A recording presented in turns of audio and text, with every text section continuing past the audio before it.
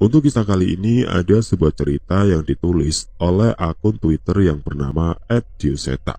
Sebelum kita masuk ke ceritanya, teman-teman tekan dulu tombol like video ini dan jangan lupa tekan juga tombol subscribe channel ini dan nyalakan juga lonceng notifikasinya agar tidak ketinggalan cerita-cerita baru dari channel ini.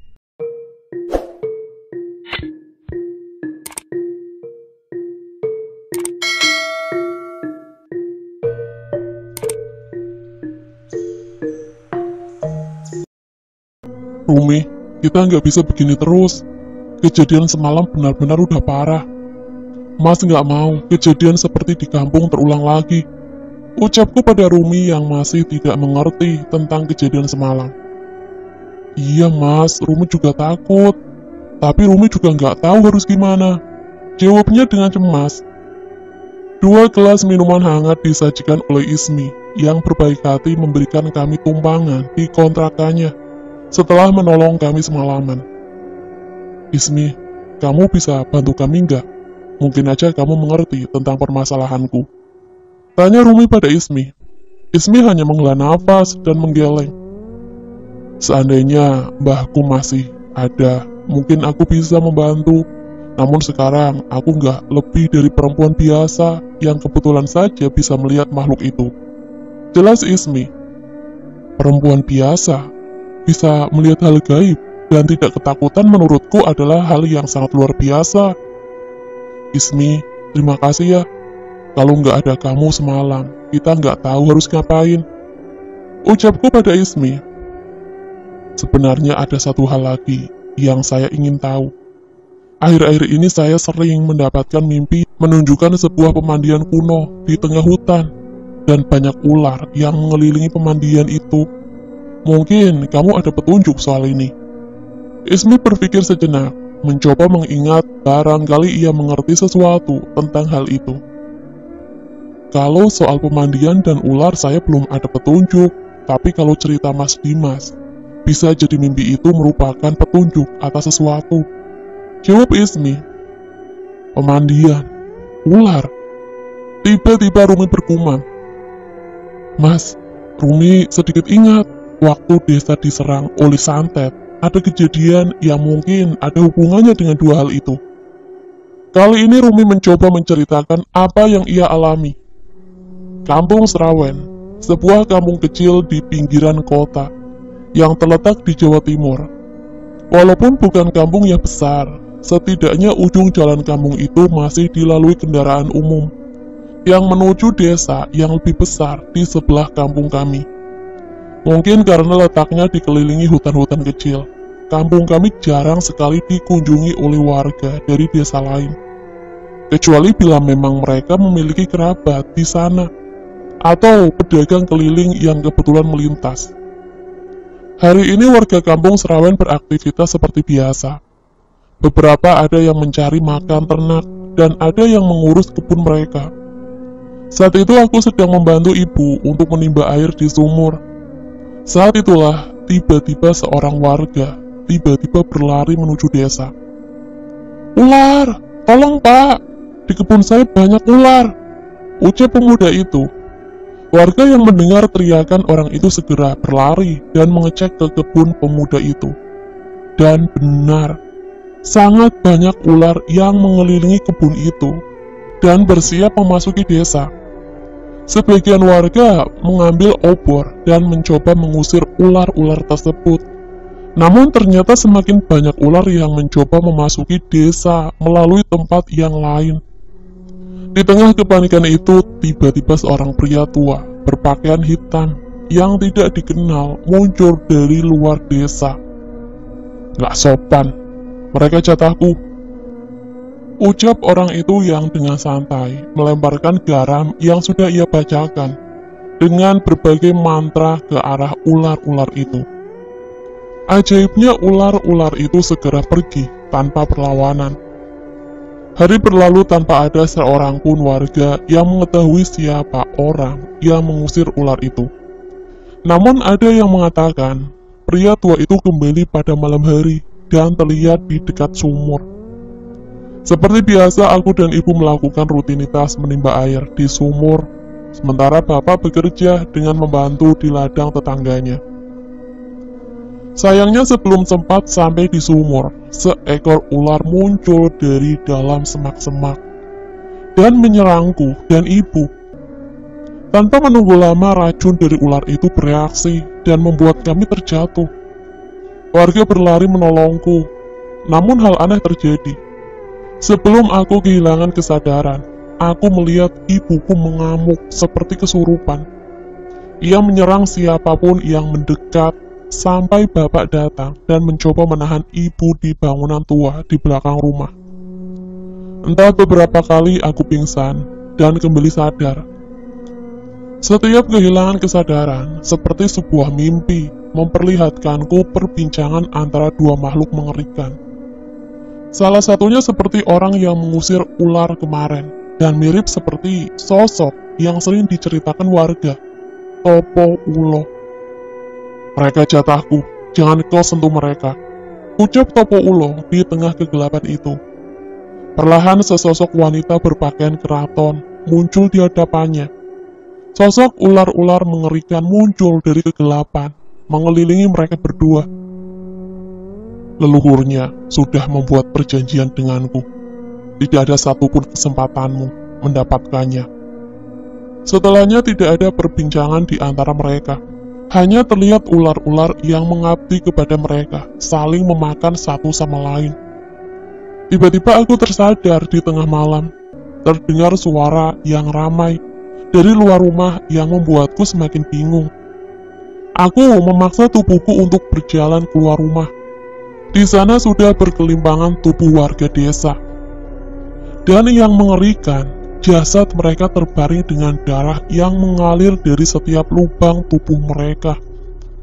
Beberapa yang masih hidup mencoba membantu, tapi seperti sedang menunggu waktu. Satu persatu dari mereka pun mati dengan cara yang sama.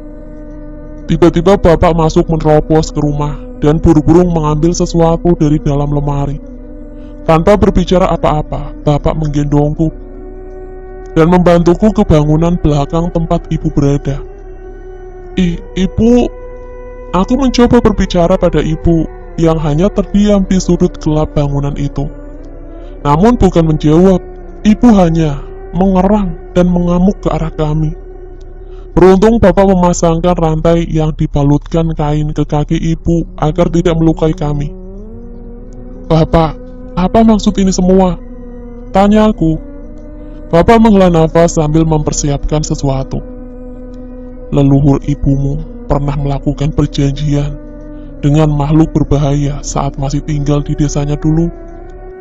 Bapak pikir dengan pindah ke kampung bapak di sini, kita akan aman," jelasnya. Bapak tidak menyangka malah ada bencana lain di desa ini. Bapak membentuk sebuah gumpalan berwarna hitam dan menghampiriku. "Semoga dengan ini kamu bisa selamat." Itu adalah kata-kata terakhir bapak sebelum ia memasukkan benda itu ke dalam mulutku dan membuatku menahan rasa sakit yang masuk ke tenggorokanku. Tak lama setelahnya, sesuatu yang terjadi pada warga juga terjadi kepada bapak. Darah menetes dari lubang mata, hidung, dan telinganya hingga ia terjatuh ke tanah.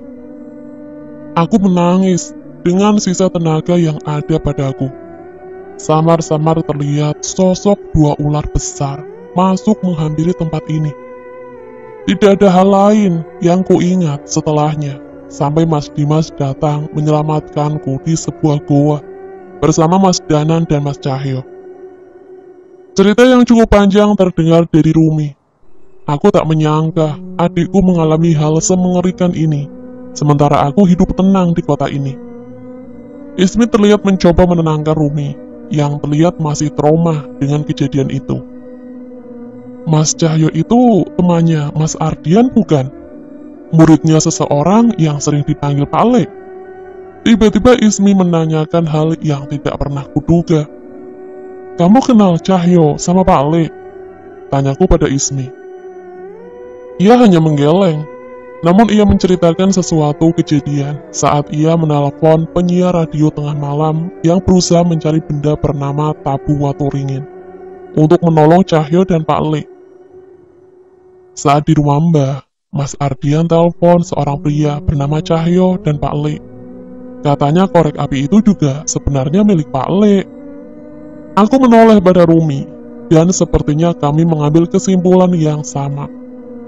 Benar, aku ingat, cahaya api di korek itu mirip ilmu yang digunakan Pak Le. Aku mengatakan itu dengan raut muka yang sedikit senang. Sekarang tidak ada lagi kecurigaanku pada Ismi. Kalau dia pernah menolong Cahyo dan Pak Le, berarti dia memang benar-benar orang baik. Cukup lama kami berpikir, namun tidak ada jawaban dari ujung permasalahan ini. Apa kita harus ke kampung ibu? Ucap Rumi tiba-tiba. Aku mencoba mengingat cerita dari orang tua kami tentang kampung asal ibu yang terletak di sebuah lembah. Tapi kata bapak, kampung ibu sudah nggak ada. Balasku pada Rumi. Mungkin kita bisa ke sana dan mencari tahu dari warga sekitar. Entah mengapa, Rumi terlihat begitu ngotot untuk pergi ke sana. Sebenarnya semenjak kejadian yang menimpa Rumi, aku sudah punya pikiran untuk mencari tahu tentang kampung ibu. Namun Pak Le melarangku. Pak Le berjanji akan mencari tahu tentang tempat itu, sementara aku memulihkan kondisi mental Rumi terlebih dahulu.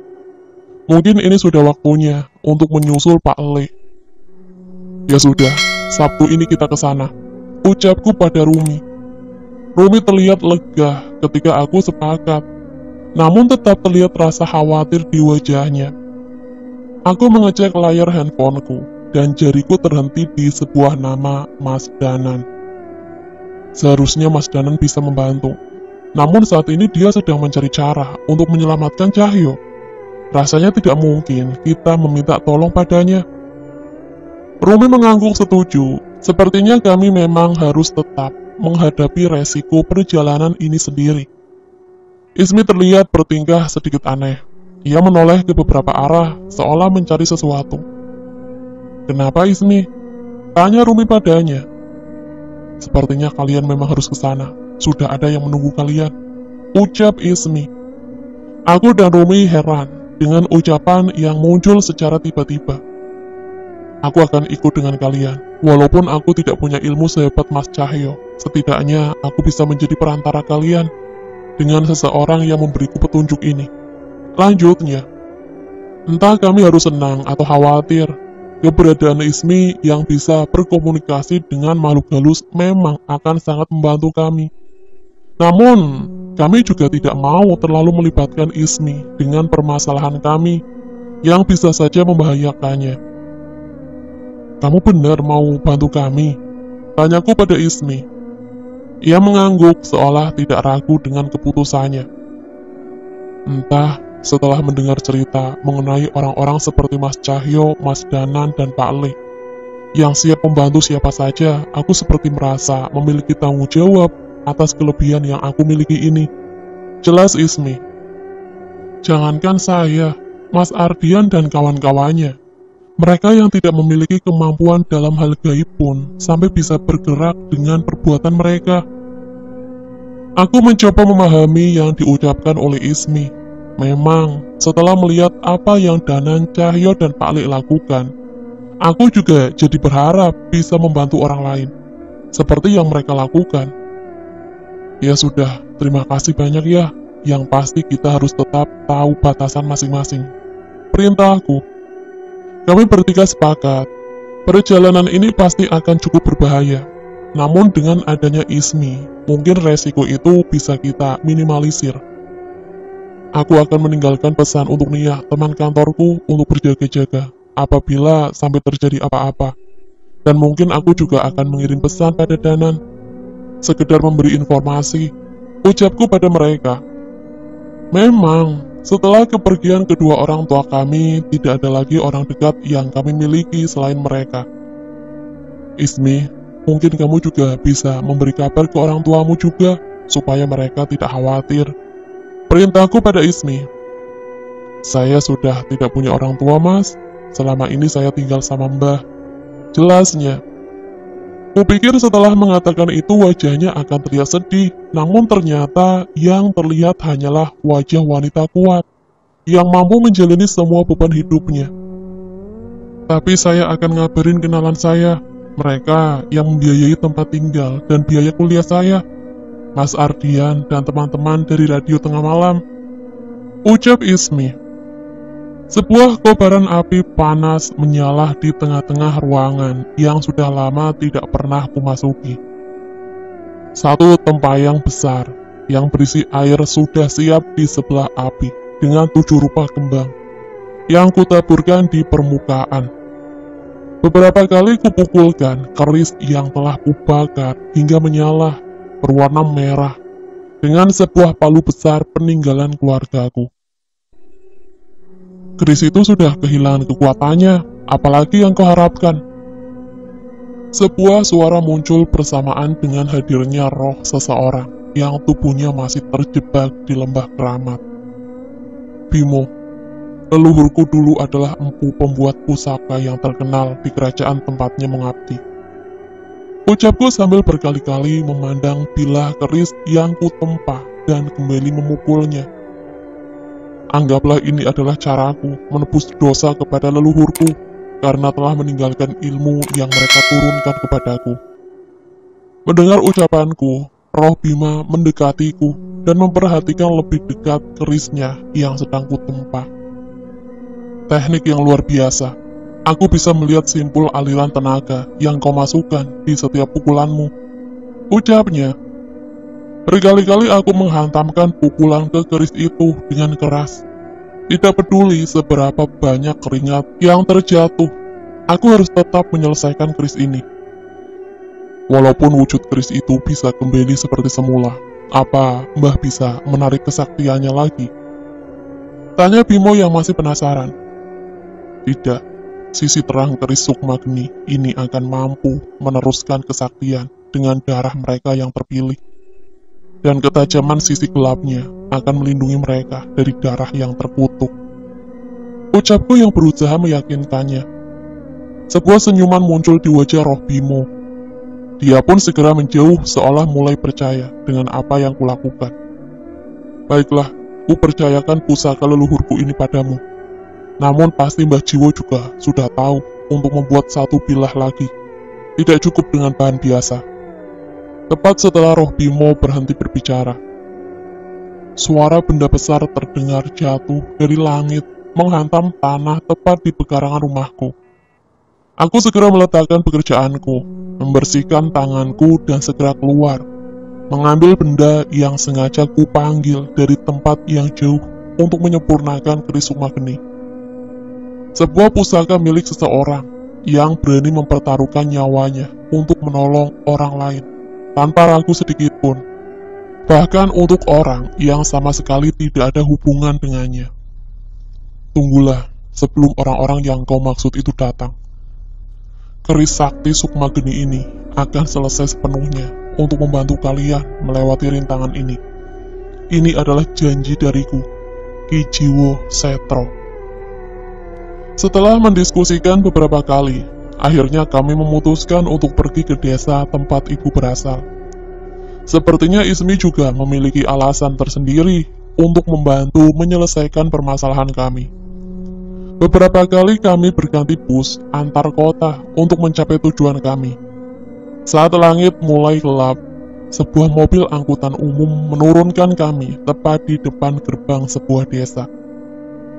"Kampung ibu di sini, Mas?" tanya Rumi padaku.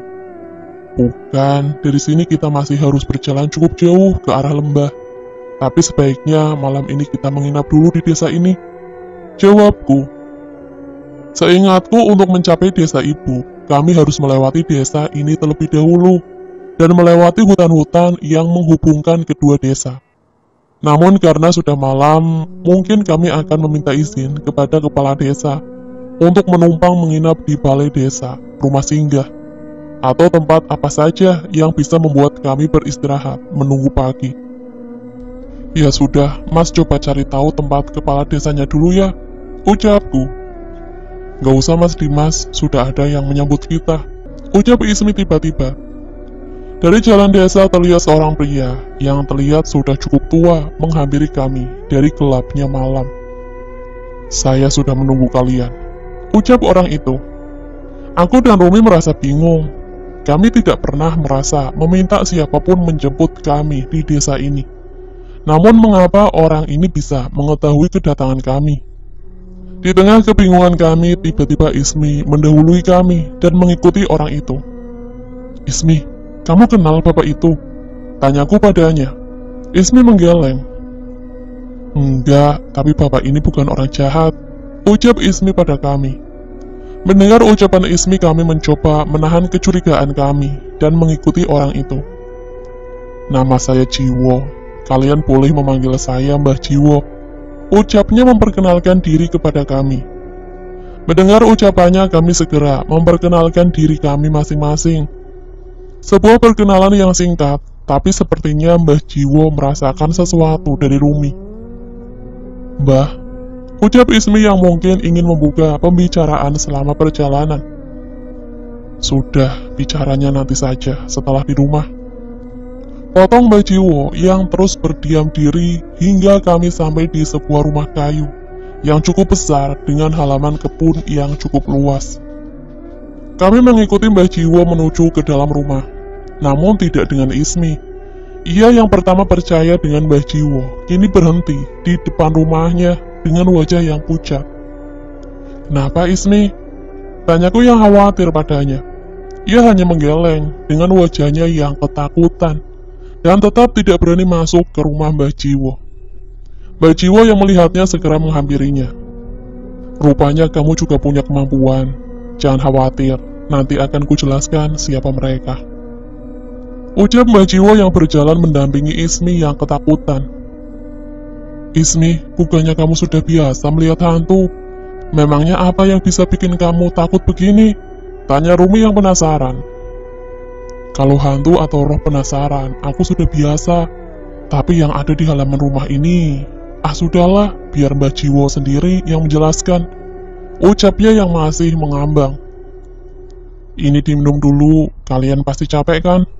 ucap Mbah Jiwo sambil mengantarkan beberapa gelas teh hangat untuk kami. Dengan segera kami menghabiskan minuman pemberiannya dan bersiap mendengar penjelasan atas semua ini. Sebelum saya menjelaskan tentang yang ada di halaman rumah saya, sepertinya saya harus menjelaskan mengapa saya mengajak kalian ke sini, ucap Mbah Jiwo sambil meletakkan sebuah keris ke atas meja. Aku mengenal keris itu. Itu adalah keris yang sama dengan yang kulihat di rumah Pak Karyo. Sebuah keris pusaka milik Pak Lek Bimo. "Mbah, itu punya Pak Lek Bimo kan?" tanya aku. Ia mengangguk. "Pak Lek Bimo, jangan-jangan dia roh yang berbicara kepada saya dan menuntun kami ke tempat ini?" tanya Ismi pada Mbah Jiwo. Mbah Jiwo mengangguk sekali lagi. Rupanya ini alasan mengapa Ismi mantap mengantar kami ke tempat ini. Dengan kemampuannya untuk melihat roh, mungkin saja Pak Lek berusaha menggunakan kemampuan Ismi itu untuk membantu kami. Aku mulai mengerti, namun bersamaan dengan itu aku menyadari sesuatu.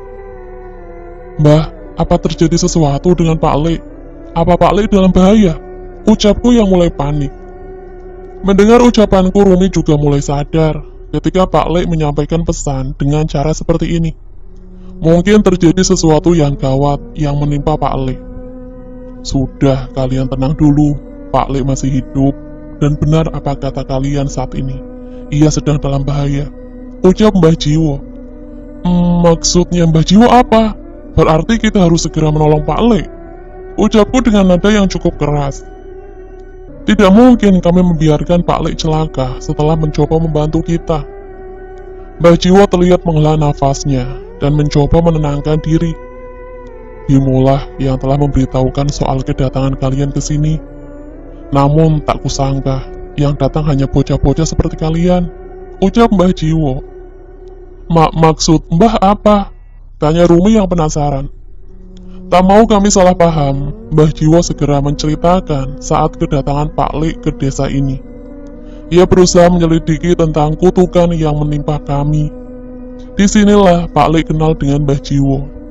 Pak Lek menemukan banyak kejadian aneh di desa ini, hingga akhirnya memutuskan untuk turun ke lembah untuk mencari pemandian seperti pada mimpi yang kuceritakan pada Pak Lek. Sayangnya itu seperti sebuah jebakan. makhluk halus berwujud wanita cantik dengan pakaian keraton, mengirimkan ratusan ular anak buahnya untuk menyerang Pak Le, hingga Pak Le terpaksa bermeditasi untuk melindungi diri dan tidak dapat meninggalkan hutan itu. Namun sebelumnya Pak Le sempat menitipkan keris miliknya pada Mbah Jiwo dan menunggu kami. Berarti sekarang Pak Le masih terjebak di lembah itu, ucapku memastikan. Mbah Jiwo mengangguk. Sekarang kutanya kalian, setelah mendengar kondisi Bimo dan yang terdapat di lembah itu, apa rencana kalian? Ucap Mbah Jiwo. Kami berpikir sejenak. Benar ucapannya. Tidak ada satupun dari kami, atau bahkan kami bertiga sekaligus, yang memiliki kemampuan untuk menolong Pak Le, atau menghadapi sesuatu yang ada di lembah itu. Kami tidak tahu, Mbah. Kami kesini juga karena menerima serangan dari makhluk-makhluk halus, dan tak menyangka, kalau ternyata yang ada di sini lebih mengerikan. Ucap Rumi yang mulai merasa sedih melihat apa yang harus kami hadapi. Kami termenung. Setelah sampai ke tempat yang kami tuju, ternyata kami tidak bisa melakukan apa-apa. Hal ini cukup membuat kami kecewa. 3 hari. Tiba-tiba Mbah Jiwo mulai berbicara. Saya akan mengajari kalian beberapa ilmu untuk kalian. Setelah itu kita akan mengembalikan keris ini kepada Bimo. Maksudnya Mbah Jiwo ingin mengajarkan kami ilmu batin? Ucapku. Tidak ada ilmu yang bisa didapat dalam waktu singkat, namun saya akan mencoba mengajarkan kalian untuk melindungi diri, agar tidak mati sebelum bertemu Bimo. Ucapnya. Saat ini tidak ada pilihan lain, hanya itu satu-satunya cara untuk kami menyelamatkan Pak Le dan menyelesaikan semua permasalahan kami. Kami menyetujui tawarannya dan bersiap mendengarkan perkataannya. Mbah Jiwo menoleh pada Ismi, seolah ingin menceritakan sesuatu. Semua makhluk yang ada di luar, mereka adalah penghuni asli lembah keramat yang sengaja menghindar dari ancaman makhluk yang sekarang menguasai lembah itu. Ismi mencoba menyimak, tapi tetap saja penjelasannya tidak membuatnya tenang. Saya tidak pernah melihat makhluk-makhluk semengerikan itu, ucap Ismi. Sayangnya, mungkin mereka satu-satunya cara agar kalian bisa mencapai lembah itu, balas Mbah Jiwo. Kami tak mengerti maksudnya, namun setelahnya ia mengeluarkan 3 buah batu berwarna hitam dan meletakkannya di depan kami. Kalian tahu apa itu Khodam? Tanyanya. Maksud Mbah Jiwo, makhluk yang mendampingi seseorang atau yang menghuni suatu benda, jawab Ismi. Mbah Jiwo mengangguk dan melanjutkan penjelasannya.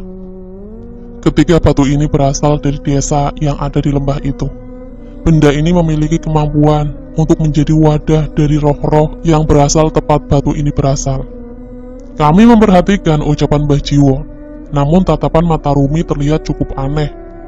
Ia terlihat mencoba memperhatikan dengan jelas benda yang ditunjukkan oleh Mbah Jiwo. Mas, sepertinya Rumi pernah melihat benda ini, ucapnya. Yang benar Rumi, di mana? Rumi mencoba mengingat-ingat, namun sepertinya ingatannya tentang benda itu bukanlah ingatan yang baik. Waktu kampung Serawen terkena santet, Bapak memasukkan benda serupa dengan ini ke mulut Rumi dan memaksa Rumi untuk menelan. Katanya benda ini bisa membuat Rumi selamat, jelasnya. Aku ingat cerita Rumi sebelumnya tentang kejadian itu, namun aku sama sekali tidak menyangka bahwa bentuknya seperti yang saat ini ditunjukkan Mbah Jiwo.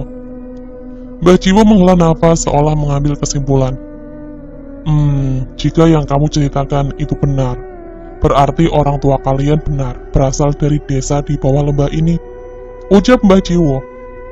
Sebaiknya kita tidak membuang waktu lebih lama lagi. Biarkan saya memeriksa apa isi benda yang ditelan oleh Rumi. Dan sampai saya selesai, tugas kalian berdua adalah mengisi ketiga benda ini dengan makhluk yang ada di halaman rumah. Makhluk yang ada di halaman rumah? Maksudnya makhluk yang tadi membuat Ismi ketakutan? Maksudnya kami harus menjadikan mereka khodam atas benda ini?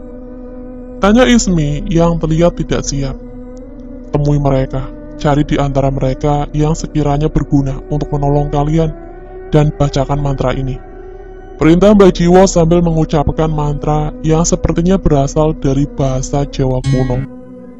Tapi Mbah, kami tidak tahu caranya. Bahkan saya saja tidak bisa melihat mereka. Ucapku yang masih benar-benar bingung. Ismi terlihat terpaku pada suatu sisi rumah ini. Dan seketika ekspresinya berubah. Saya akan membantu Mas. Mereka juga memiliki tujuan dengan kita untuk kembali ke lembah itu. Ucap Ismi seolah telah mendapat petunjuk dari sesuatu. Aku cukup bingung dengan perubahan ekspresi Ismi. Namun rupanya itu juga terjadi dengan Mbah Jiwo. Oke teman-teman, sekian untuk cerita kali ini. Bagaimana menurut kalian tentang kisah ini? Tulis komentar kalian di kolom komentar. Dan bagi teman-teman yang baru bergabung, jangan lupa untuk like, komen, share, serta subscribe channel ini. Dan nantikan kisah-kisah horor lainnya. Wassalamualaikum warahmatullahi wabarakatuh.